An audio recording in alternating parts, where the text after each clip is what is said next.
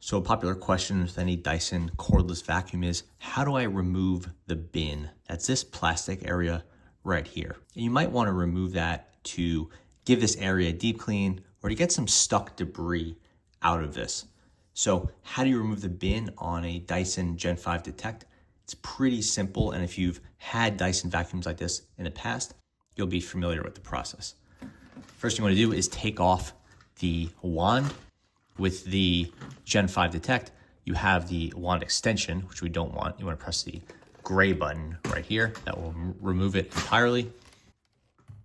Now you need to open the bin. You do that by pushing the tab here, just like you would if you're emptying it. Now you'll see a little button here. It looks like a 1 or an L, and you want to push that down. By pushing that down, you release the catch that's holding the bin onto the vacuum. You could see it's on rails right here. Now we have the bin. You can give it a good clean. You could take any dust or debris out of there, anything that's stuck on. Here's the release for opening it. Here's the release for removing the bin. So to put everything back together, you want to line up these rails with the bottom of the bottom of the vacuum with the gray rails, and you want to just slide it in and insert it. It can be a little tricky to line up.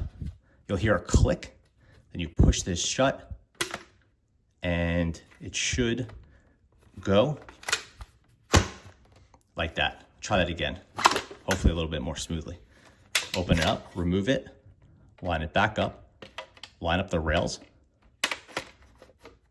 Hear the click, push this down, and now get it past the catch point, and there it is.